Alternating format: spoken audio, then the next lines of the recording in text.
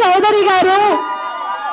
So ఆ పేరు వినగానే ఆల్రెడీ ఇక్కడ విజిల్స్ కానీ క్లాప్స్ కానీ మనం ఎక్స్పెక్ట్ చేయని విధంగా వస్తున్నాయి. సో మళ్ళీ ఒకసారి గట్టిగా క్లాప్స్ అండి.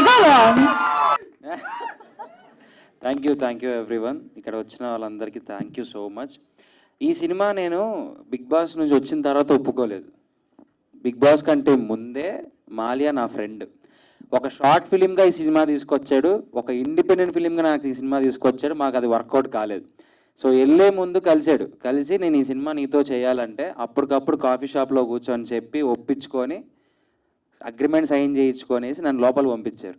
సో బయటకు వచ్చిన తర్వాత చేసిన సినిమా అయితే కాదు, ఇది ముందు నుంచే మనోడు పాపం కొన్ని సంవత్సరాల నుంచి రాసి పెట్టుకున్నాడు నా కోసం. అండ్ మాలియా ఈజ్ లైక్ నా ఫ్రెండ్ చెప్పాలంటే. నా కోసం నాకు ఎలా సెట్ అవుతుందని డిజైన్ చేశాడు నీటి క్లారిటీగా.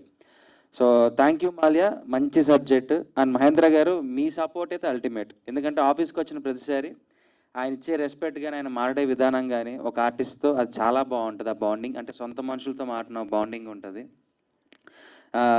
ఇంకా మిగిలితా చెప్పాలి అంటే సురేఖ గారు మా అక్క. నేను మేడం అని పిలిచి అక్క మేడానికి ఇదే ఫస్ట్ టైం.